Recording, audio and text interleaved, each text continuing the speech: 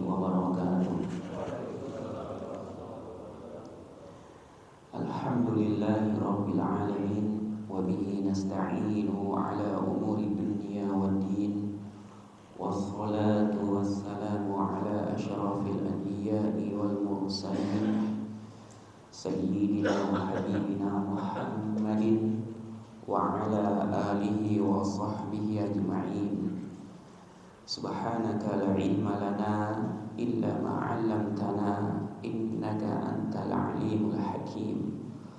Rabbi shrah li sadri wa yassir li amri wahlul 'uqdatam min lisani yafqahu qawli, amma ba'd. Jamaah kaum muslimin yang dimuliakan Allah Subhanahu wa taala, alhamdulillah kita bersyukur kepada Allah Subhanahu wa taala yang telah mengumpulkan kita kembali di majelis yang mulia ini.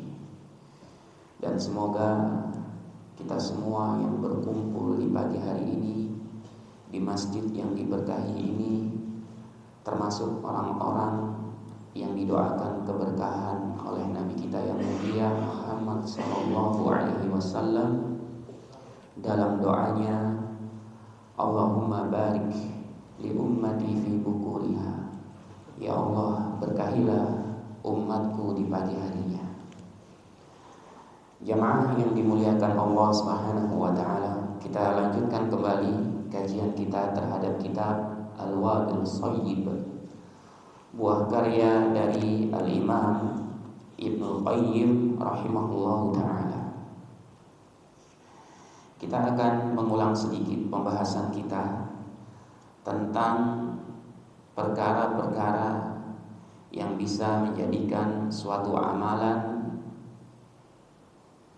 menjadi rusak dan terhapus pahalanya, di mana Al-Imam Ibnu Qayyim rahimahullahu taala berkata di dalam kitabnya ini, wa muhbitatul a'mali wa mufsidatuha aktsaru min an tuhsar. Yang menjadikan suatu amalan itu terhapus pahalanya dan menjadi rusak sangatlah banyak sekali, tidak terhitung.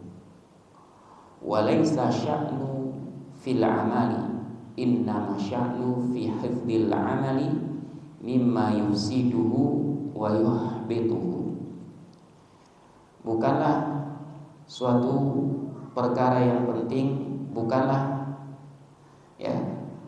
sesuatu yang penting itu dalam amalannya, akan tetapi yang penting adalah dalam menjaga amalan tersebut supaya tidak menjadi rusak dan tidak terhapus pahalanya.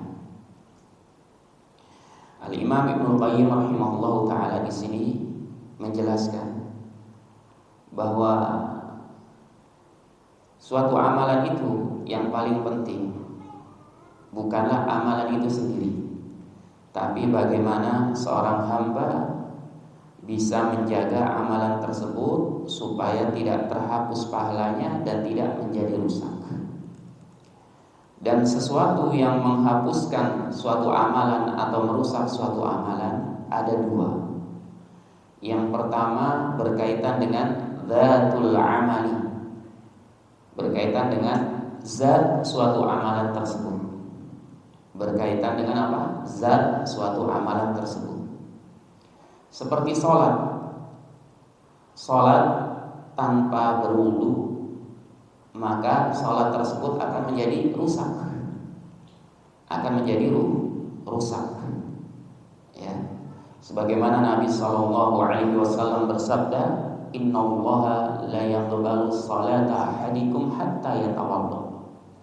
Sesungguhnya Allah Subhanahu wa taala tidak menerima salat di antara kalian sampai berwudu. Dan salatnya ini menjadi rusak, tidak sah, dan harus diulangi.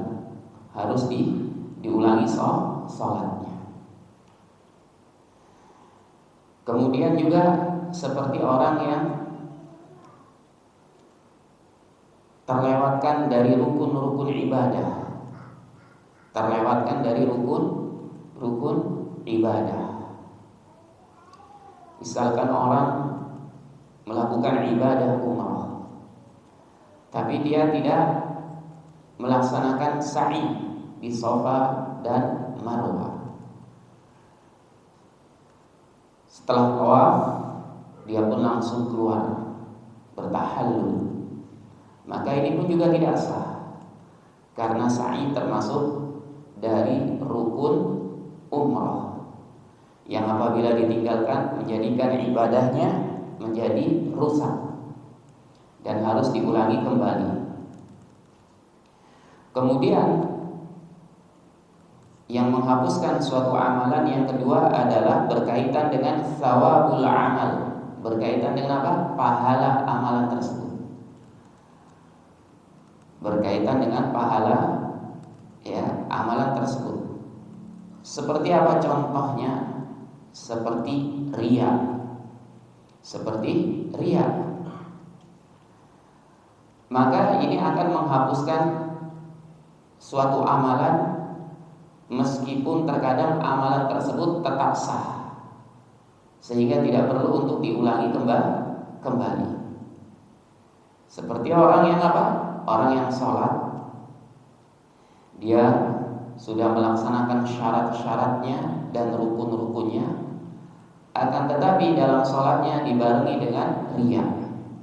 Sholatnya tetap sah, namun ia tidak mendapatkan pahala dari amalan tersebut karena telah melakukan sesuatu yang menghapuskan pahalanya, yaitu riya. Yaitu apa? Riya. Dan penghapus amalan yang berkaitan dengan pahala suatu amalan, berkaitan dengan suatu pahala, berkaitan dengan pahala suatu amalan. Maka ini juga ada dua. Ada yang bersifat umum, ada yang bersifat apa? Khusus. Yang bersifat umum adalah seluruh perbuatan maksiat. Seluruh perbuatan maksiat itu akan apa? Menghapuskan suatu amalan. Menghapuskan suatu amalan. Ada yang bersifat khusus. Yang bersifat khusus ini kata para ulama ditafsir, ada perinciannya. Ada perinciannya. Yang bersifat umum setiap maksiat. Setiap apa? Maksiat. Baik maksiat itu merupakan maksiat yang berbau kesyirikan terutama, maka ini akan menghapuskan seluruh amalan seorang hamba. Sebagaimana Allah Subhanahu wa taala berfirman, la in asyrakta la yahbatanna amaluk. Jika engkau menyekutukan Allah Subhanahu wa taala, maka sungguh amalanmu akan terhapus. Maksudnya apa? Pahala dari amalannya akan terhapus. Pahala dari amalannya akan terhapus. Kemudian ada yang secara apa? Secara khusus. Ada yang secara khusus. Demikian juga maksiat yang akan menghapuskan pahala suatu amalan secara umum seperti apa? Seperti meninggikan suara. Meninggikan suara di hadapan Nabi Sallallahu Alaihi Wasallam. Sebagaimana hal ini nanti akan dijelaskan oleh Al-Imam Ibnul Qayyim rahimahullahu ta'ala. Kemudian beliau rahimahullahu ta'ala berkata, Farriya'u wa indaqqa muhbitun lil amal.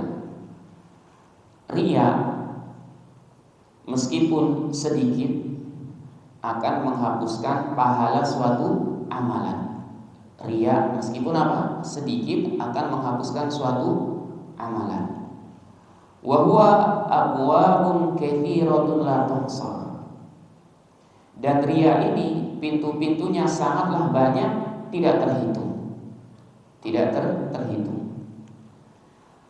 Bahkan Ibnu Abbas radhiyallahu anhuma sampai-sampai pernah berkata bahwa ria ini ya lebih sulit dideteksi daripada semut hitam yang sangat kecil yang berjalan di kegelapan malam. Kenapa? Karena ria ini sangat sulit sekali untuk dikontrol oleh seorang hamba. Tidak bisa seorang hamba mengaku bahwa dirinya telah melaksanakan ibadah dengan penuh keikhlasan. Karena ikhlas ini sangat sulit sekali untuk dikerjakan. Oleh karena itulah pentingnya bagi kita berdoa kepada Allah Subhanahu wa taala, memohon agar seluruh amal ibadah yang telah kita lakukan ini diterima oleh Allah Subhanahu wa taala dan dibarengi dengan penuh keikhlasan. Karena di antara tanda seseorang melaksanakan ibadah dengan penuh keikhlasan ketika amalannya diterima oleh Allah Subhanahu wa taala.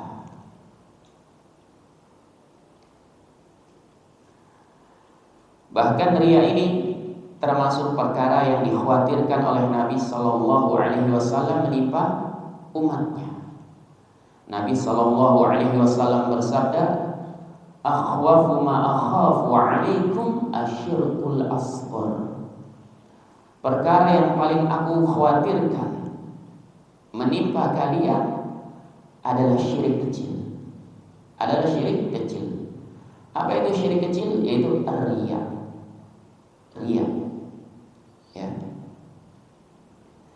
Padahal di sini Nabi Shallallahu Alaihi Wasallam berbicara kepada para sahabatnya secara khusus dan kepada umatnya secara umum. Lawan bicara Nabi Shallallahu Alaihi Wasallam pada waktu itu adalah para sahabat, di mana mereka adalah generasi terbaik umat ini. Akan tetapi Nabi Shallallahu Alaihi Wasallam masih merasa khawatir kepada mereka tertimpa penyakit ria. Karena ria ini merupakan sesuatu yang sangat sulit untuk dikontrol, sulit untuk dideteksi oleh seorang hamba, dan dampaknya sangat besar, bisa menghapuskan pahala seorang hamba. Akan tetapi ria ini tidak seperti syirkun akbar, syirik besar, di mana syirik besar akan menghapuskan seluruh amalan seorang hamba. Salat yang pernah ia lakukan sepanjang malam, puasa yang pernah ia lakukan, haji yang pernah ia lakukan, dan ibadah-ibadah yang lainnya yang pernah ia lakukan akan terhapus begitu saja pahalanya apabila seorang hamba melakukan syirkun akbar, kesyirikan yang besar. Seperti apa? Seperti misalkan ya, dia meminta, memohon sesuatu hal yang hanya bisa dikabulkan oleh Allah Subhanahu wa taala kepada selain Allah Subhanahu wa taala. Kepada pepohonan, bebatuan, kepada orang-orang yang sudah meninggal dunia. Atau seperti bersujud dengan penuh pengagungan kepada selain Allah Subhanahu wa taala. Atau seperti ya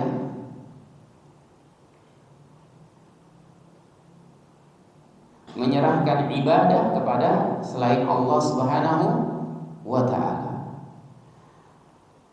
Adapun asyirkul asghar, ria, tidak akan menghapuskan pahala seluruh ibadah atau amalan yang dilakukan oleh seorang hamba. Yang dihapuskan pahalanya hanya amalan atau ibadah yang terjangkiti penyakit ria tersebut. Dan para ulama menjelaskan panjang lebar tentang hal ini. Bagaimana jika ria itu ada di awal ibadah, Ya. Kemudian bagaimana jika riya itu ada di pertengahan ibadah, dan bagaimana jika riya tersebut ada di akhir ibadah. Jika riya tersebut ada di awal ibadah dan terus menerus sampai di akhir ibadah, maka pahala dari ibadah tersebut akan dihapuskan. Kemudian jika riya tersebut ada di pertengahan ibadah, maka di sini dijelaskan panjang lebar oleh para ulama. Intinya jika hanya ada di pertengahan ibadah, namun di awal ibadah, ya,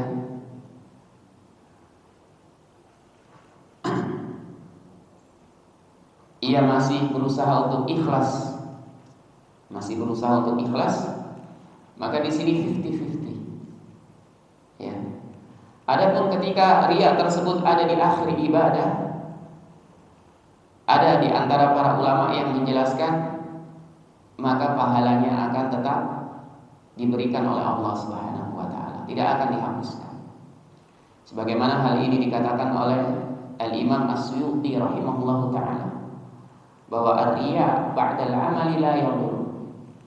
Riya yang dilakukan setelah ibadah selesai, maka itu tidak akan membawa dampak apapun, tidak akan membahayakan. Dan hal ini juga pernah disinggung oleh Syekh Shalih Al-Syekh hafizahullah ta'ala ketika menjelaskan salah satu hadis dari Al-Arba'in An-Nawawiyah, di mana jika riya itu dilakukan setelah selesai ibadah, maksudnya di sini ia merasa senang, merasa bangga ketika ada orang yang memuji ibadahnya, namun hal itu terjadi setelah selesai ibadah, maka hal ini tidak membahayakan. Dan di sini seorang hamba perlu untuk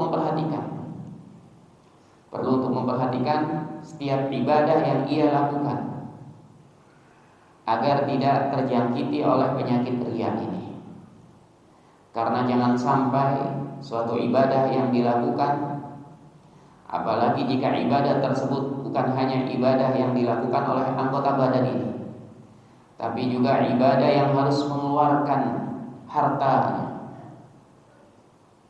seperti ibadah haji dan umrah, maka jangan sampai terjangkiti oleh penyakit riya yang akan menjadikan ibadah tersebut sia-sia, tidak memiliki apapun, sehingga tidak membawa manfaat di hadapan Allah Subhanahu wa taala nanti. Oleh karena itu perlu diingatkan, ketika seorang hamba ada yang melaksanakan ibadah haji dan umrah, biasanya ya, apalagi di zaman ini, ya, akan merasa gatal tangan ini kalau misalkan tidak ya mengupload status terbaru, ya, ketika berada di tanah suci. Dan sepertinya hal ini sudah menjadi suatu kebiasaan. Silahkan saja, akan tetapi sebisa mungkin ketika pelaksanaan ibadah haji dan umrohnya, ya, benar-benar fokus. Ya, kalaupun ingin misalkan berfoto, maka foto itu sebisa mungkin untuk koleksi pribadinya. Karena dikhawatirkan jika berfoto ketika melaksanakan ibadah haji dan umrah, ya, masih dalam dalam keadaan nusuk, masih dalam keadaan ibadah, kemudian tersebar. Sekarang kan bisa dengan mudah, ya, ketika selesai berfoto langsung disebarkan, langsung bisa diakses oleh orang-orang, ya, melalui media-media sosial yang kita miliki. Yang dikhawatirkan datang pujian dari beberapa sanak saudara kita atau teman-teman kita. Dan keadaan kita masih nusuk, masih dalam keadaan beribadah. Lalu timbul di situ apa? Timbul di situ ya rasa bangga, ya rasa senang dan yang lain sebagainya, sehingga membelokkan hati kita ini. Apalagi semakin ditarik oleh syaitan hati kita ini untuk apa? Untuk terjerumus ke dalam jurang-jurang kesyirikan kecil ini, yaitu riya. Hingga akhirnya mempengaruhi atau memberikan dampak yang buruk terhadap amal ibadah kita tersebut, yang menjadikan amalan kita tersebut akhirnya tidak diberikan pahala apapun oleh Allah Subhanahu wa ta'ala. Adapun ketika selesai ibadah, ibadah, ya, misalkan ingin berfoto, kemudian ingin diupload di media sosialnya, lalu datang pujian, menurut sebagian ulama, sebagaimana yang dijelaskan oleh Al-Imam As-Suyuti rahimahullahu ta'ala, maka ini tidak membahayakan. Begitu juga hal ini merupakan pendapat dari Syekh Shalih Al-Syekh hafizahullahu ta'ala. Nah, akan tetapi yang terbaik adalah tetap menyembunyikan amalan saleh. Tetap menyembunyikan apa? Amalan saleh. Karena Allah Subhanahu wa ta'ala mencintai ya orang yang apa? At-taqi, yaitu orang yang bertakwa. Kemudian apa lagi yang al-khafi, yaitu yang dia tersembunyi amalannya. Ini adalah hamba-hamba yang Allah cintai. Begitu juga kalau kita perhatikan di antara ayat Al-Quran ketika menjelaskan, menganjurkan untuk bersedekah, maka kita akan dapatkan Allah Subhanahu wa ta'ala akan mendahulukan apa? Amalan untuk bersedekah dengan cara sir, baru alaniyah. Sir ini tersembunyi, baru setelah itu apa? Alaniyah, terang-terangan. Ya. Kenapa sir yang tersembunyi ini didahulukan daripada alaniyah yang terang-terangan? Karena amalan yang tersembunyi ini lebih utama dilakukan daripada amalan yang terang-terangan. Meskipun tidak mengapa beramal bersedekah dengan cara terang-terangan, selama apa? Selama hal itu tidak menimbulkan penyakit riya atau ujub dan yang lain sebagainya dari syirik kecil yang bisa menghapuskan pahala dari suatu amalan. Nah, kemudian Al-Imam Ibnu Qayyim rahimahullahu ta'ala berkata, wa qaulul amali ghaira muqayyadin bittiba'i sunnah aidan mujibun li kaunihi batilan. Dan amalan yang tidak disertai dengan ittiba as-sunnah, mengikuti sunnah, ini juga kata Al-Imam Ibnu Qayyim rahimahullahu ta'ala mengharuskan amalan tersebut menjadi batal. Amalan yang apa? Yang tidak disertai dengan mengikuti sunnah. Oleh karena itu kita sering mendengar bahwa suatu amalan itu akan diterima oleh Allah Subhanahu wa ta'ala jika terpenuhi dua syaratnya. Ya. Apa syaratnya? Yang pertama adalah al-ikhlas lillahi ta'ala, ikhlas karena Allah ta'ala, bersih dari noda-noda kesyirikan, baik syirik kecil apalagi syirik besar. Yang kedua adalah apa? Ittiba'us sunnah, mengikuti sunnah Nabi sallallahu alaihi wasallam. Ya. Sebagaimana Allah Subhanahu wa ta'ala berfirman dalam ayat yang terakhir pada surat Al-Kahfi, "Faman kana yarju liqa'a rabbih Falyamal 'amalan shalihan wa la yusyrik bi'ibadati rabbih ahada. Siapa saja yang mengharapkan perjumpaan dengan Rabb-Nya, dengan Allah Subhanahu wa taala. Ini merupakan saat yang ditunggu-tunggu oleh para hamba-hamba Allah Subhanahu wa taala. Falyamal 'amalan shalihan, maka hendaknya ia melakukan amalan yang saleh. Wala yusyrik bi ibadati rabbih ahada, dan jangan menyekutukan dalam beribadah kepada Rabb-Nya dengan sesuatu apapun. Al-Imam Al-Hafidz Ibnu Katsir rahimahullahu taala ketika menafsirkan ayat yang mulia ini, beliau berkata,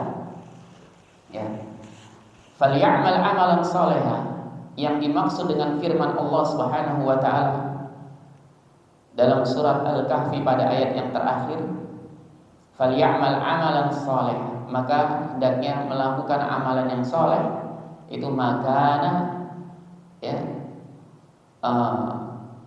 itu amalan yang sesuai dengan syariat, sesuai dengan sunnah Nabi sallallahu alaihi wasallam. Kemudian yang dimaksud dengan firman Allah Subhanahu wa taala, wala yusyrik bi ibadati rabbih ahada, dan jangan menyekutukan dalam beribadah kepada Rabbmu, kepada Allah Subhanahu wa taala dengan sesuatu apapun.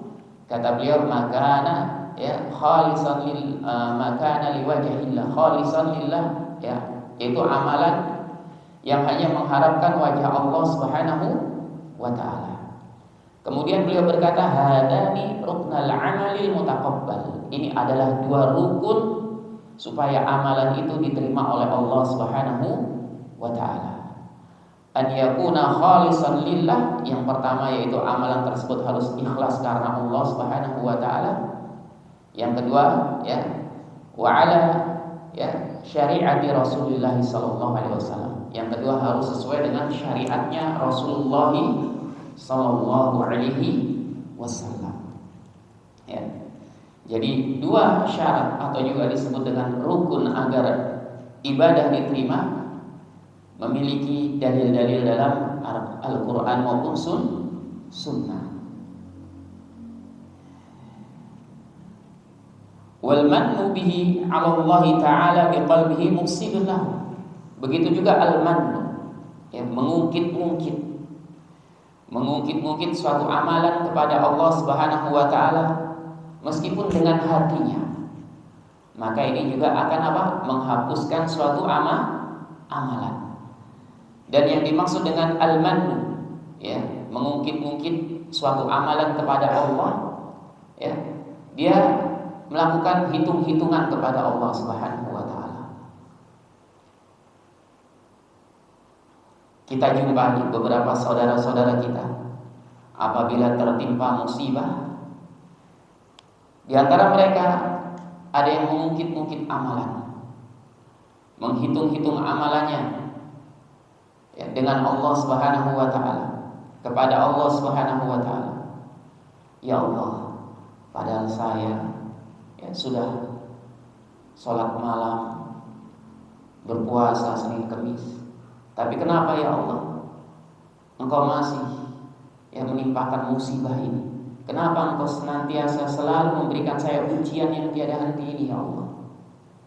Ini adalah al-mannu bihi Allah Ta'ala, mengungkit-ungkit amalan kepada Allah Subhanahu wa taala, seolah-olah ia menyesali amalan-amalan yang pernah ia kerjakan. Ya Allah, padahal saya sudah sering bersedekah. Saya sudah sering bersedekah, tapi kenapa ya Allah usaha-usaha saya ini masih belum berkembang? Usaha saya ini masih saja selalu mendapatkan kendala. Ya Allah, saya sudah melaksanakan ibadah ini, ibadah itu, tapi kenapa ujian ini masih terus saja saya terima? Sebelumnya saya begini mendapatkan ujian ini, sekarang kenapa masih diuji dengan anak yang sakit dan yang lain sebagainya? Ini merupakan apa? Perkara yang akan menghapuskan, merusak suatu amalan. Meskipun hal itu dilakukan di dalam hatinya. Dan memang yang seperti ini biasanya banyak dilakukan di dalam hati.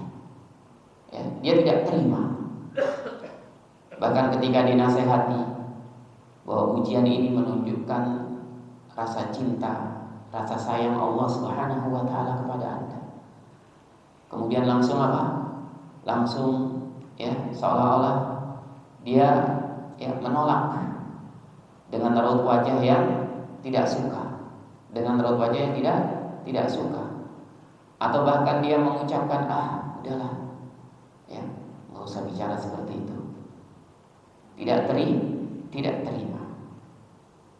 Oleh karena itu di sini seorang hamba harus senantiasa berusaha untuk memperhatikan keadaan hatinya.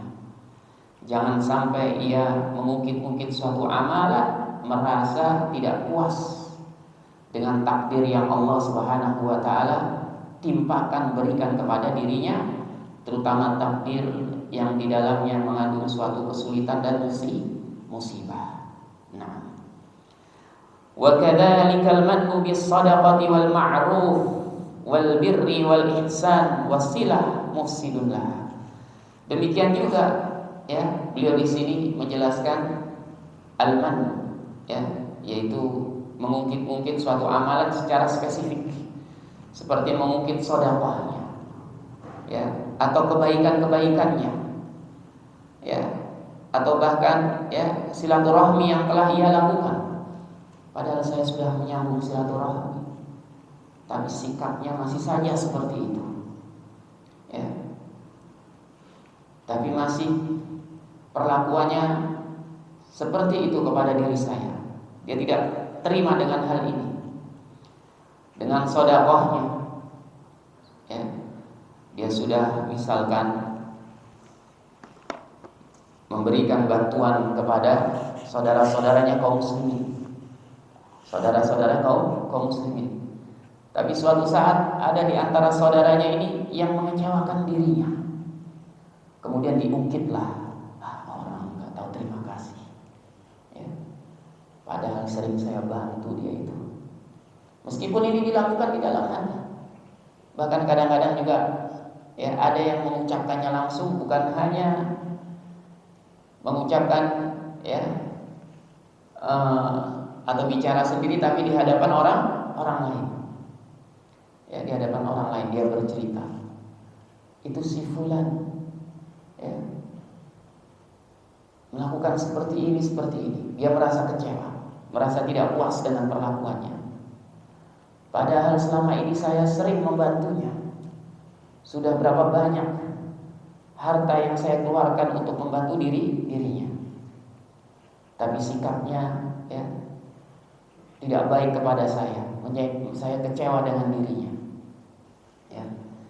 Yang kadang-kadang hal ini, kekecewaan itu dari sesuatu hal yang sepele, yang sepele, ya. Maka ini juga merupakan tanda kurangnya ikhlas dari sedekah yang diberikan tersebut. Kurangnya keikhlasan dalam sedekah yang ia berikan. Dia sudah memberikan hartanya misalkan. Di sini ternyata masih ada harapan-harapan. Di antara harapannya apa? Harapannya supaya si fulan ini mau memberikan loyalitas, dengan loyalitas yang sangat tinggi kepada dirinya. Ya. Sehingga ketika suatu saat ia memerintahkan kepada si fulan ini untuk melakukan sesuatu hal, akan tetapi ternyata si fulan ini menolak. Ya, menolaknya bukan karena ia malas atau apapun. Ya, bukan karena malas, tapi karena ada sesuatu yang lebih penting. Sesuatu yang lebih penting. Kemudian timbullah kekecewaan. Ini orang, padahal sudah sering saya bantu, ya. Padahal saya cuma minta tolong perkara yang sepele ini saja. Kok dia nggak bisa datang? Dia nggak mau. Nah, ini termasuk apa? Sesuatu hal yang harus dijauhi, meskipun hal ini dilakukan di dalam hatinya. Nah, kama qala subhanahu wa ta'ala, sebagaimana Allah subhanahu wa ta'ala berfirman, ya ayyuhalladzina amanu la tubtilu shadaqatikum bil manni wal adha. Wahai orang-orang yang beriman, jangan kalian menghapuskan pahala sedekah-sedekah kalian bil manni wal adha, dengan mengungkit-ungkit, ya, dengan mengungkit-ungkit, ya. Ini harus apa? Harus dijauhi. Bahkan kadang-kadang ketika ada suatu, ya, pembicaraan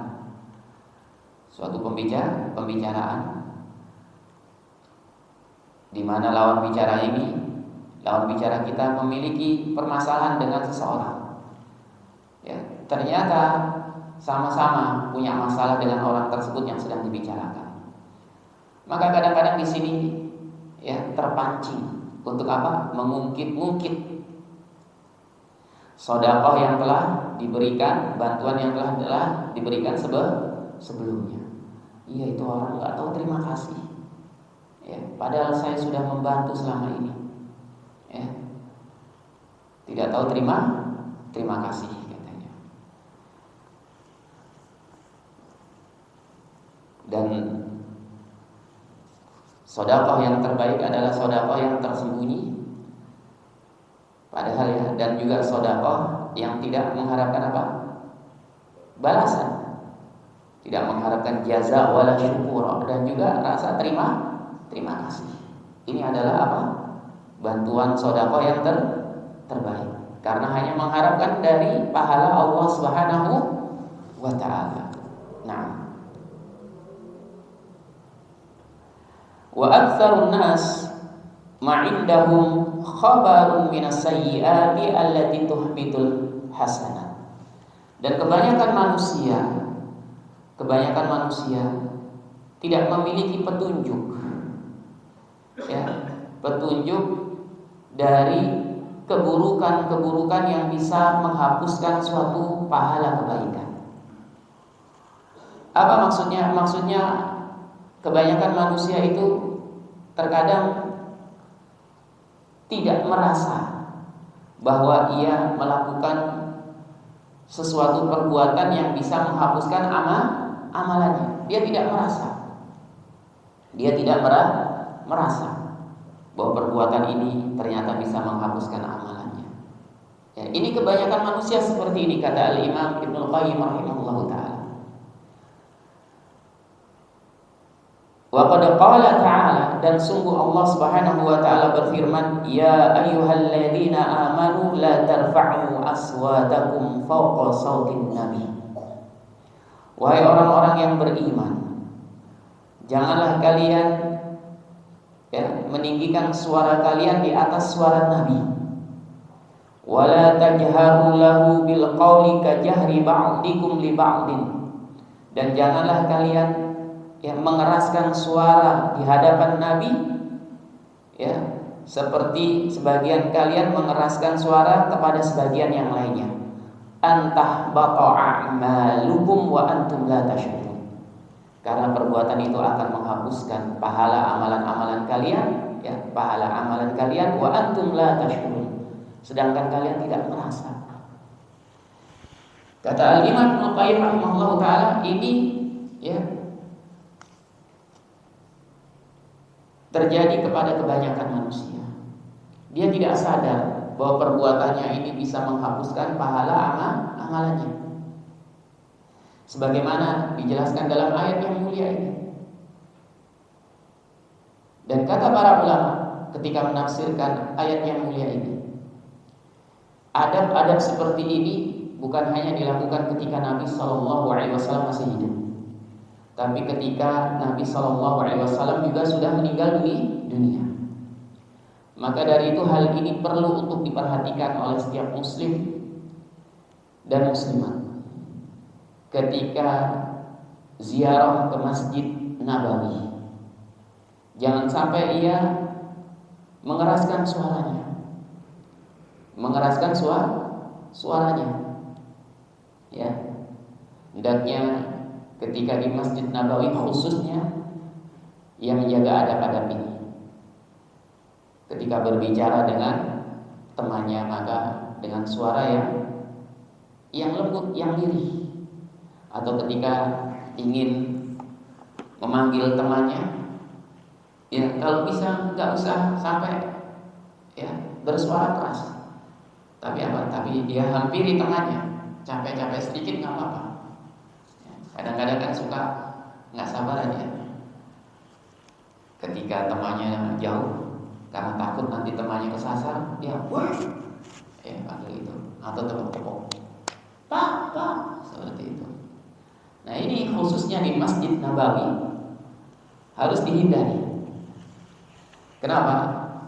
Karena Allah Subhanahu wa Ta'ala memberikan larangan khusus agar kita tidak meninggikan suara di hadapan Nabi Sallallahu Alaihi Wasallam dan juga mengucapkan berkata-kata dengan suara keras.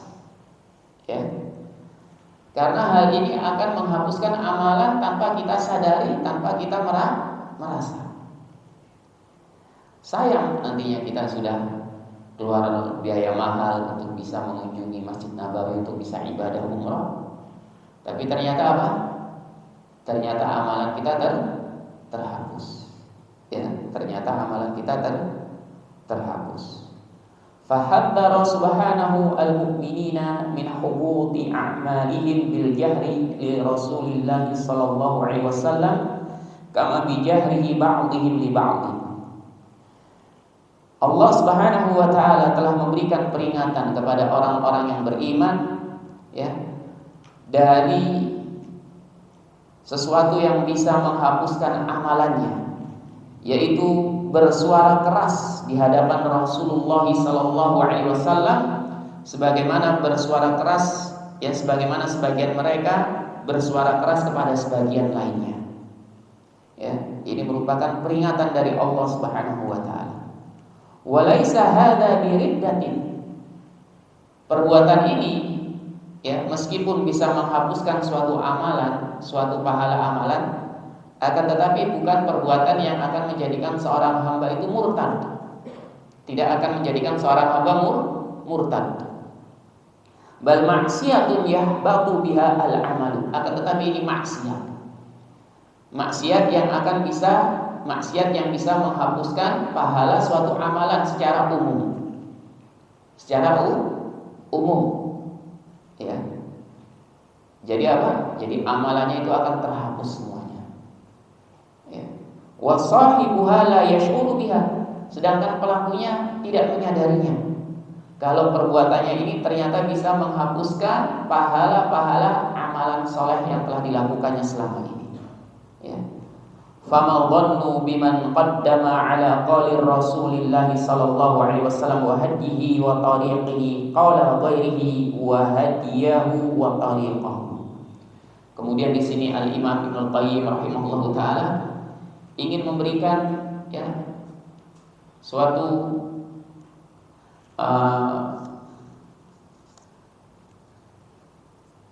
suatu kias analogi ya. Jadi kalau misalkan meninggikan suara di hadapan Rasulullah SAW saja ini bisa apa? Menghapuskan suatu amalan, maka kata Al-Imam Ibnu Qayyim rahimahullahu taala, bagaimana lagi kalau ada orang yang lebih mendahulukan ya perkataan atau perkataan selain Nabi sallallahu alaihi wasallam, petunjuk selain Nabi sallallahu alaihi wasallam, jalannya selain jalannya Nabi sallallahu alaihi wasallam. Ya. Bagaimana lagi kalau ada orang yang lebih mendahulukan ya lebih mendahulukan ucapan orang lain, petunjuk orang lain, jalannya orang lain daripada ucapan Nabi sallallahu alaihi wasallam, petunjuknya dan jalannya Nabi sallallahu alaihi wasallam. Maka tentu ini lebih bisa untuk menghapuskan pahala suatu amalan, ya. Alaisa hada qad habita amaluhu wa huwa la yashkur. Bukankah ini juga bisa menghapuskan suatu amalan sedangkan ia tidak merasa? Ya. Sedangkan ia tidak merasa. Nah, wa min hada qauluhu sallallahu alaihi wasallam, ya. Dan di antara hal ini adalah sabda Nabi sallallahu alaihi wasallam, man taraka salatal asri faqad habita amaluhu. Siapa saja yang meninggalkan salat asar, maka sungguh amalannya akan dihapus. Ini juga merupakan maksiat yang bisa apa? Bisa menghapuskan seluruh amalan secara umum. Nah, ya. Baik jamaah kaum muslimin yang dimuliakan Allah Subhanahu wa taala, mungkin kami cukupkan dulu sampai di sini, ya. Insyaallah taala kita akan lanjutkan di pertemuan yang akan datang untuk membaca keterangan dari Al-Imam Ibnu Qayyim rahimahullahu taala dari perkara-perkara yang bisa menghapuskan suatu amalan, yang bisa menghapuskan suatu amalan. Nah, barakallahu fikum wa billahi taufiq wal hidayah. Subhanakallahumma bihamdik asyhadu an la ilaha illa anta astaghfiruka wa atubu ilaik. Wassalamualaikum warahmatullahi wabarakatuh.